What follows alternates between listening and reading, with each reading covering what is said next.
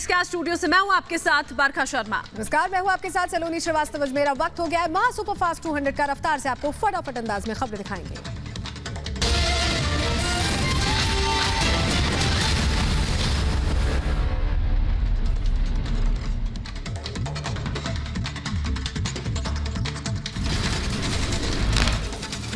आज मेरठ कुंभ का सौगात देंगे पीएम मोदी। मेरठ में मेजर ध्यानचंद स्पोर्ट्स यूनिवर्सिटी की रखेंगे आधारशिला। 700 करोड़ की लागत से तैयार होगी स्पोर्ट्स यूनिवर्सिटी।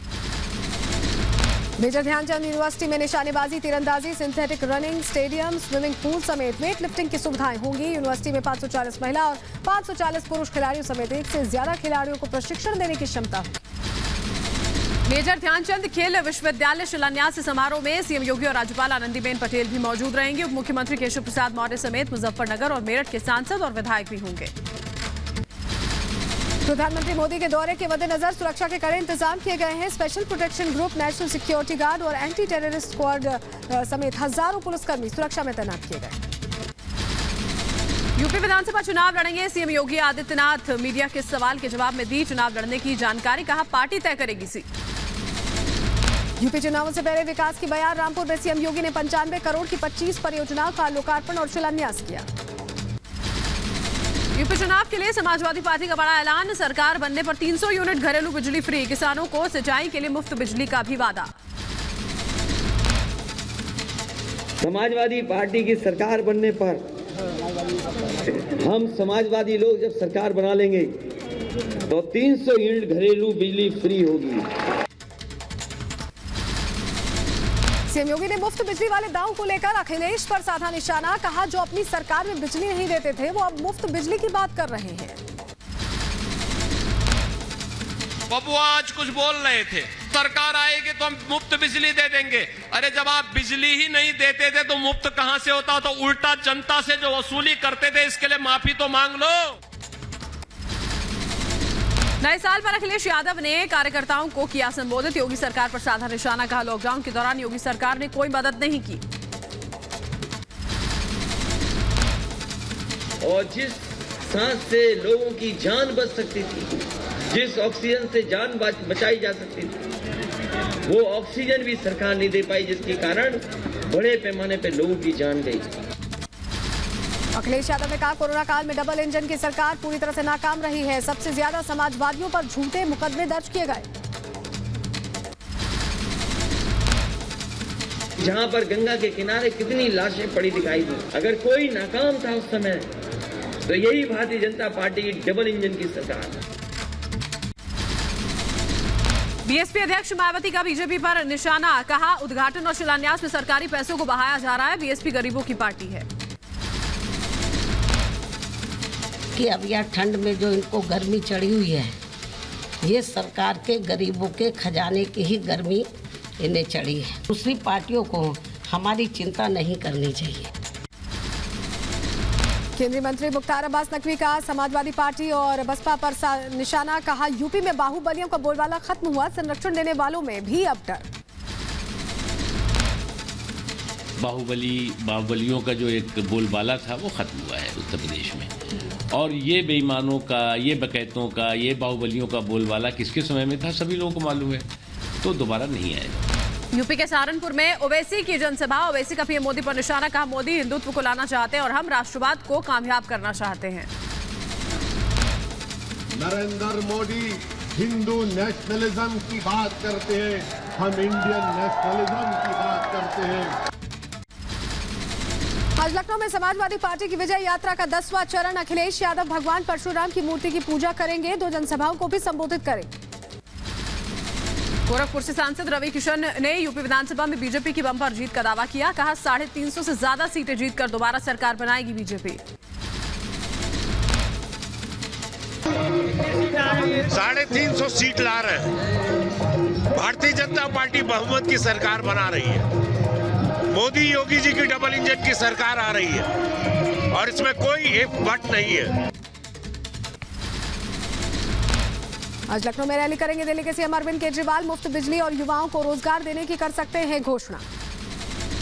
दिल्ली के इंदरपुरी में पुलिस टीम पर हमला। 50 से 60 लोगों ने किया पथराव। हमले में 4 पुलिसकर्मी जख्मी हुए। आत्मरक्षा में पुलिस की फायरिंग में 2 लोगों को लगी गोली। समाजवादी पार्टी के एमएलसी और इत्र कारोबारी पुष्पराज जैन के ठिकानों पर आयकर विभाग की छापेमारी जारी, करोड़ों की टैक्स चोरी के खुलासे का शक। समाजवादी इत्र बनाने वाले पुष्पराज जैन पंपी के कानपुर के महावीर रोड पर स्थित कार्यालय पर रेड खत्म, जब्त किए गए दस्तावेजों की जांच जारी। काले धन पर ताबड़तोड़ छापेमारी जारी, मियां मलिक के दिल्ली और कन्नौज ठिकानों पर आयकर का छापा, कन्नौज वाले घर पर कैश गिनने वाली मशीन के साथ पहुंची 4 सदस्यीय टीम। यूपी के कन्नौज में मोहम्मद याकूब के मंडई आवास में पैसों की काउंटिंग खत्म हुई, करीब 2 से 4 करोड़ की नकदी बरामद, आयकर विभाग ने गोल्ड भी जब्त किया। यूपी के कन्नौज में पंपी जैन के खिलाफ जांच टीमों की कार्रवाई जारी, फैक्ट्री में भी आयकर ने मारा छापा। की जहां इस वक्त अंदर इनकम टैक्स के अधिकारी मौजूद हैं, पुलिस वाले भी मौजूद हैं। हालांकि कोई भी बात करने को किसी तरह से तैयार नहीं, लेकिन यहां कहा जा रहा है कि कागजों को अंदर खंगाला जा रहा है। क्या कुछ अंदर से निकल कर सामने आ रहा है, ये किसी को कुछ भी नहीं पता। लखनऊ में याकूब मलिक के भाई मोहसिन मलिक के घर देर रात तक चली आयकर विभाग की छापेमारी, घर से कागजात और दस्तावेज लेकर निकली आयकर विभाग की टीम। कानपुर में पंपी जैन के रिश्तेदार डॉक्टर अनूप जैन के घर आयकर विभाग की छापेमारी, आनंदपुरी में 2 घरों को सील किया गया, घर के बाहर तैनात किए गए सुरक्षाकर्मी। यहाँ पर डॉक्टर अनूप जैन की रेड पड़ी तो उसके बाद यहाँ पर घर पर कोई नहीं मिला था, जिसके बाद जो टीम थी उन्होंने यहाँ पर प्रॉपर सील लगा दी है। एक देखिए नोटिस लगा दिया गया है इन्वेस्टिगेशन का, और साफ तौर पर यहाँ पर किसी के भी आने जाने के लिए अनुमति नहीं है। कानपुर में अनूप जैन के घर के केयरटेकर से रिपब्लिक नेटवर्क ने बात की। केयरटेकर राजकुमार ने बताया खराब सेहत की वजह से मुंबई में है अनूप जैन। कल सेल टिकट वाले आए थे 9 लोग और उन्हें सब सील कर दिया घर। अनूप भैया हमारे बीमार हैं, उनके पेट टूट गया, मुंह टूट गया। उसे भगत भैया भाभी हमारी बम्बई उठाए ले गई थी, बहुत बीमार थे। कानपुर में पंपी जैन के कई ठिकानों पर आयकर विभाग का एक्शन, प्रगति अरोमा ऑफिस से जरूरी दस्तावेज खंगाले गए, आयकर विभाग की टीम जरूरी दस्तावेज लेकर निकली। सुबह से ही छापेमारी शुरू की और प्रगति अरोमा का ये ऑफिस जहां से तमाम जरूरी दस्तावेज खंगाले गए आयकर विभाग की तरफ से, जिसके बाद आयकर विभाग की टीम यहां से गई है। इत्र कारोबारी फैजान मलिक पर भी आयकर की कार्रवाई, फैजान मलिक के घर आयकर विभाग ने खंगाले दस्तावेज। इत्र कारोबारी मियां मलिक के दिल्ली के ठिकानों पर पहुंची आयकर विभाग की टीम, आय से अधिक संपत्ति मामले में हो रही है कार्रवाई। कानपुर कैश कांड पर अखिलेश यादव का बीजेपी पर निशाना, कहा बीजेपी सबसे झूठी पार्टी, पीयूष जैन से संबंधों से किया इनकार। छापा मारना था समाजवादियों के यहाँ, लेकिन छापा मार दिया अपने साथी के यहाँ। कैश कांड पर अखिलेश के बयान पर सीएम योगी का पलटवार, कहा सपा से जुड़े नेताओं के घरों से नोटों की गड्डियां निकल रही हैं, जनता की कमाई का पैसा वापस लिया जा रहा है। नोटों की गड्डियों के पहाड़ जेसीबी से निकालते हुए देखा होगा, कैसे समाजवादी पार्टी से जुड़े हुए नेताओं के घरों से नोट की गड्डियां निकल रही हैं। वैष्णो देवी हादसे पर एलजी मनोज सिन्हा ने दिए जांच के आदेश, 3 सदस्य जांच कमेटी गठित, प्रिंसिपल सेक्रेटरी की अध्यक्षता में 2 हफ्तों में आएगी जांच रिपोर्ट।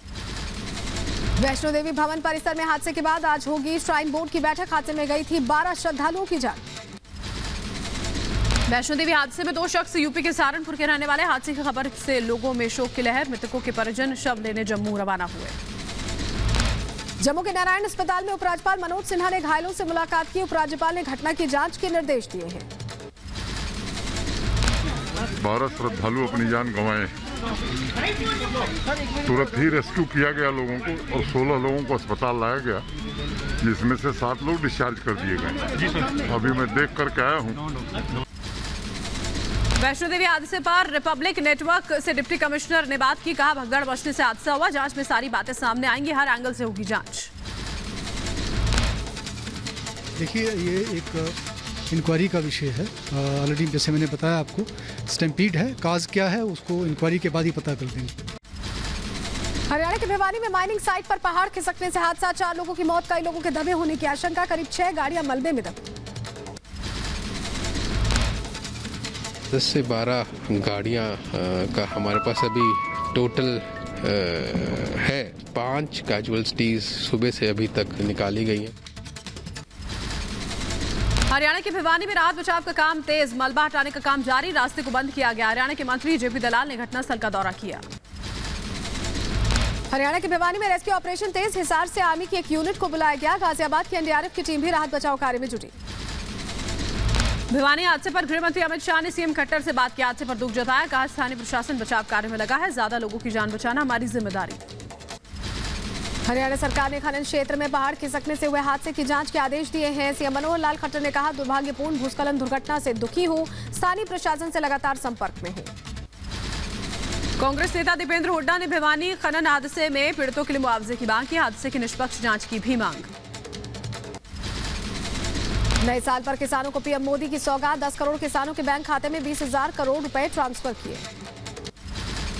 पीएम मोदी ने कहा, नए संकल्पों के साथ आगे बढ़ना है। भारत के पास बड़े से बड़े लक्ष्य हासिल करने की क्षमता। आज जब हम नव वर्ष में प्रवेश कर रहे हैं, तब बीते साल के अपने प्रयासों से प्रेरणा लेकर हम नए संकल्पों की तरफ बढ़ना है। पीएम मोदी ने कहा, भारत में खेलों के प्रति आकर्षण बढ़ा है। आज मेरठ में स्पोर्ट्स यूनिवर्सिटी का शिलान्यास भी करने वाले हैं प्रधानमंत्री। पीएम मोदी ने कहा, जीएसटी कलेक्शन में पुराने रिकॉर्ड्स टूटे। 2021 में भारत में सिर्फ यूपीआई से करीब 70 लाख करोड़ रुपए का लेन देन हुआ। पीएम मोदी बोले, कोरोना भारत की रफ्तार को नहीं रोक सकता। अपनी नीतियों से साबित किया सामर्थ्य। 2022 में और तेज होगी विकास की गति। पंजाब चुनाव से पहले कांग्रेस को बड़ा झटका। वरिष्ठ कांग्रेस नेता लाली मजीठिया आम आदमी पार्टी में शामिल हुए। हाल ही में बनग्रेन चेयरमैन पद से इस्तीफा दिया था। हल्का मजीठा से लड़ सकते हैं चुनाव। मिशन पंजाब पर सीएम अरविंद केजरीवाल। अस्थायी सफाई कर्मचारियों को स्थायी करने का वादा किया। सीवर साफ करने वालों को मशीन उपलब्ध कराने को कहा।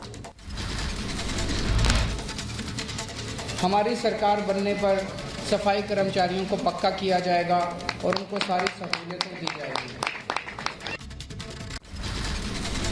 अरविंद केजरीवाल ने अमृतसर के राम तीरथ मंदिर का दौरा यहां पर किया और सीएम केजरीवाल वहां पर पहुंचे थे।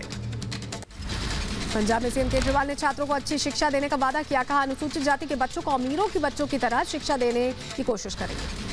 पंजाब के मुख्यमंत्री चरणजीत सिंह चन्नी ने पेश किया 100 दिनों का रिपोर्ट कार्ड में जनता की बुनियादी जरूरतें पूरे करने का किया दावा।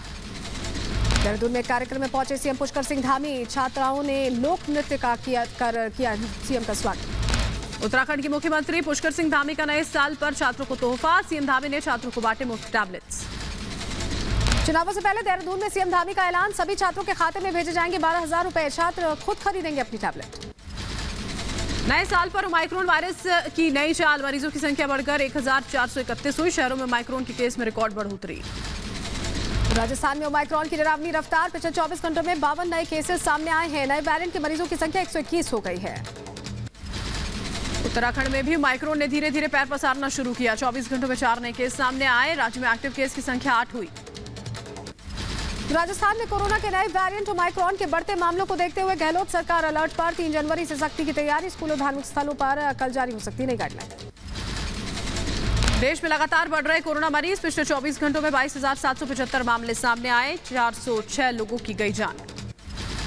नए साल में कोरोना की तीसरी लहर ने दी दस्तक। मुंबई दिल्ली में कोरोना की रफ्तार बेकाबू हो गई है। बंगाल में कोरोना मरीजों में बढ़ोतरी हुई है। नए साल पर महानगरी मुंबई में कोरोना की तेज चाल से हड़कंप। पिछले 24 घंटों में 6,347 केस दर्ज किए गए। एक मरीज की मौत से हड़कंप। दिल्ली में तेजी से फिर बढ़ता जा रहा है कोरोना संक्रमण। पिछले 24 घंटे में 2,716 नए केसेस सामने आए हैं। संक्रमण दर 3.64% हुई। 21 मई के बाद एक दिन में सबसे ज्यादा केसेस। उत्तराखंड की राजधानी देहरादून में कोरोना विस्फोट। 24 घंटों में 85 नए मामले देखे गए। एक्टिव केस की संख्या 367 हुई। कोरोना को लेकर केंद्र सरकार अलर्ट। केंद्रीय स्वास्थ्य सचिव और आईसीएमआर डीजी का सभी राज्यों के केंद्र शासित प्रदेशों के मुख्य सचिवों को चिट्ठी। टेस्टिंग बढ़ाने के निर्देश दिए। बच्चों के वैक्सीनेशन के लिए रजिस्ट्रेशन शुरू। देश भर में 3 जनवरी से 15 से 18 साल के बच्चों को लगेगी वैक्सीन।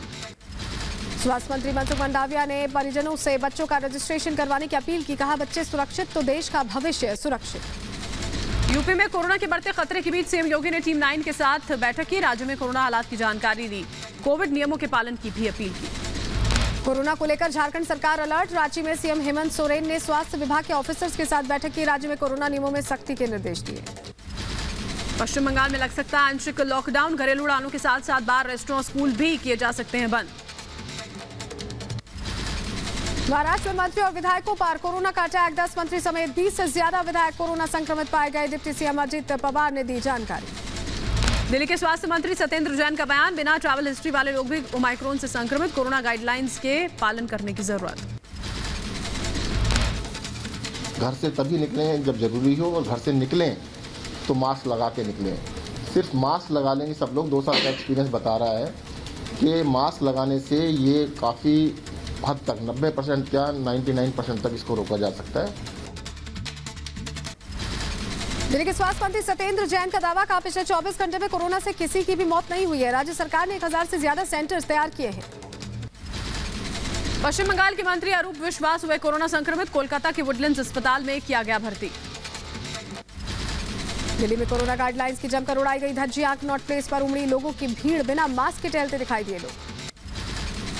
नए साल पर कोरोना नियम तोड़ने वालों पर दिल्ली ट्रैफिक पुलिस की सख्ती, 657 लोगों का चालान काटा गया। ड्रिंक एंड ड्राइव के आरोप में 36 लोगों का कटा चालान। नए साल के मौके पर मथुरा के वृंदावन मंदिर से लापरवाही की तस्वीरें सामने आई हैं। दर्शन के लिए बाउंड्री वॉल कूदे श्रद्धालु, कोरोना नियमों का जमकर उल्लंघन हुआ। भीमा कोरेगांव युद्ध वर्षगांठ समारोह में टूटे कोविड प्रोटोकॉल, भीमा कोरेगांव स्मारक पर श्रद्धांजलि देने के लिए उमड़ी लोगों की भीड़। कोलकाता में नए साल के मौके पर लोगों ने तोड़े कोरोना नियम, जूलॉजिकल गार्डन में लोगों की भीड़, नए साल पर घूमने निकले लोग।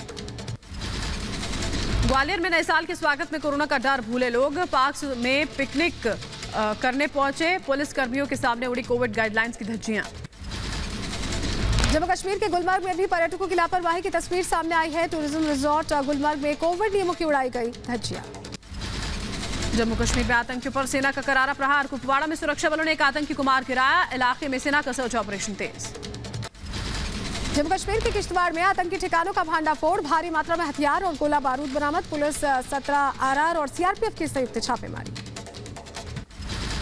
पुलवामा हमले में शामिल जैश ए मोहम्मद का कमांडर समीर डार ढेर, आईजीपी कश्मीर विजय कुमार ने दी जानकारी, लेथपुरा हमले में शामिल था डार। देश में अगले महीने तक S-400 के पहले रेजिमेंट की तैनाती, पंजाब के एयरबेस पर तैनात किया जा रहा है। S-400 मिसाइल प्रणाली की तैनाती की प्रक्रिया जारी। देश भर में क्रिप्टो करेंसी एक्सचेंज पर DGGI का शिकंजा, मुंबई CGST और DGGI ने कार्रवाई के दौरान लगभग 70 करोड़ रुपए की टैक्स चोरी का पता लगाया, सूत्रों के हवाले से खबर। महाराष्ट्र के मुख्यमंत्री उद्धव ठाकरे ने की घोषणा, मुंबई में 500 स्क्वायर फीट तक के प्रॉपर्टी टैक्स को माफ करने का ऐलान किया। पिछले चुनावों में शिवसेना ने की थी घोषणा। श्रीनगर में PDP चीफ महबूबा मुफ्ती और नेशनल कॉन्फ्रेंस के नेता उमर अब्दुल्ला को नजरबंद किया गया, घर के बाहर बढ़ाई गई सुरक्षा, डिलिमिटेशन पर किया था प्रदर्शन का ऐलान। श्रीनगर में महबूबा मुफ्ती के घर के बाहर जुटे PDP और NC कार्यकर्ताओं का विरोध मार्च, जमकर की नारेबाजी, शांतिपूर्ण प्रदर्शन का हक न देना तानाशाही की निशानी बताया। मनाली में आज से शुरू होगा winter carnival, CM Jairam Thakur करेंगे कार्निवाल का उद्घाटन। नए साल पर महाकाल के दर्शन के लिए उज्जैन पहुंचे हजारों भक्त, कोरोना प्रोटोकॉल के तहत श्रद्धालुओं को मास्क पहनना अनिवार्य किया गया।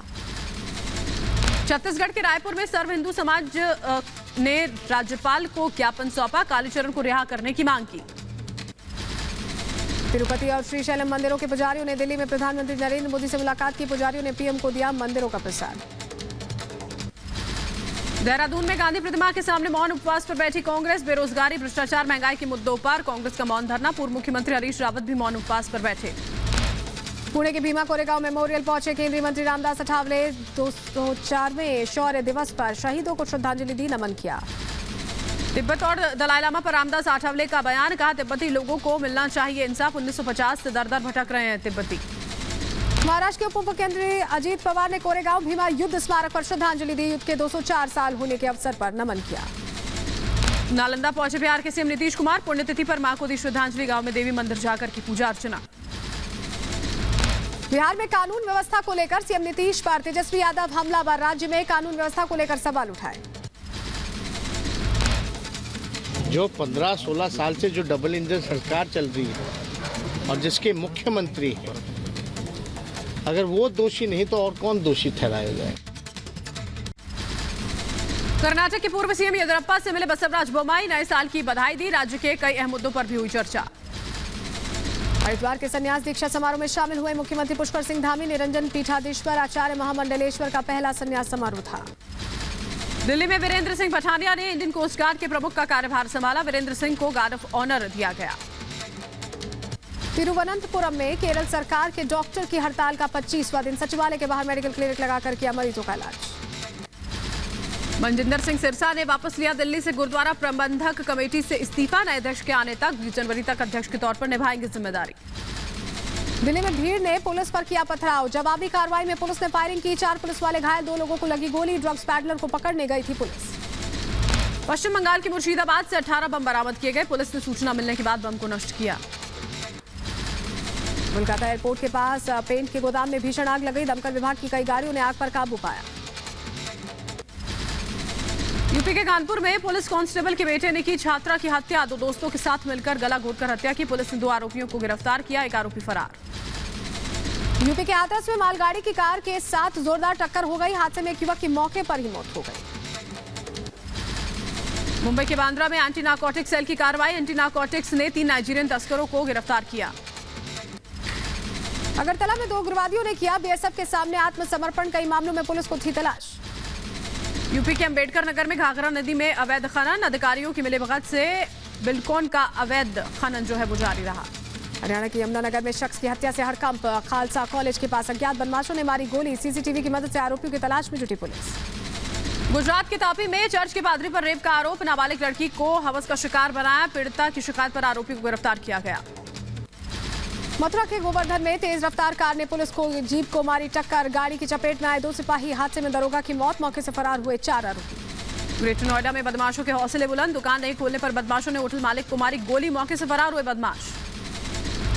यूपी के कुशीनगर में नदी में मिली युवक की लाश। सूचना के बाद पुलिस मौके पर पहुंची। हत्या कर लाश फेंके जाने की आशंका। जांच में जुटी पुलिस। यूपी के शिकोहाबाद में सीआरपीएफ के जवान ने गोली मारकर आत्महत्या की। पुलिस ने शव को कब्जे में लेकर मामले की तफ्तीश शुरू की। यूपी के सीतापुर में नाइट कर्फ्यू की जमकर उड़ाई गई धज्जियां। ग्राम प्रधान ने नए साल के जश्न में बुलाई डांसर। नाइट कर्फ्यू के बावजूद देर तक चला कार्यक्रम। महाराष्ट्र के नासिक में कुएं में गिरा 4 महीने का तेंदुए का शावक। स्थानीय लोगों की सूचना के बाद वन विभाग की टीम ने कड़ी मशक्कत से शावक को बचाया। नए साल के पहले दिन कई नियमों में बदलाव। जीएसटी दर बढ़ने से जूते चप्पल महंगे हुए। नई गाड़ियों के लिए भी चुकानी होगी ज्यादा कीमत। एटीएम मशीन से कैश निकालने का भी नियम बदला। नए साल पर एलपीजी गैस के दामों में थोड़ी राहत। कमर्शियल गैस सिलेंडर के दाम में 102 रुपए की कटौती की गई। उज्जैन के महाकालेश्वर मंदिर में नए साल के पहले दिन भस्म आरती। दूध से भी अभिषेक किया गया। बड़ी संख्या में श्रद्धालुओं ने हिस्सा लिया। नए साल के मौके पर अयोध्या के हनुमानगढ़ी में श्रद्धालुओं की उमड़ी भीड़। दर्शन के लिए लंबी लाइन लगी। घंटों के इंतजार के बाद पूजा का मौका मिला। वाराणसी के अस्सी घाट पर पारंपरिक अंदाज से किया गया नए साल का स्वागत। वेद मंत्रों यज्ञ से शुरुआत की गई। यूपी के कानपुर के मंदिर में नए साल पर लोगों की भीड़। 2022 के पहले दिन मंदिर में पूजा करने उमड़ी लोगों की भीड़।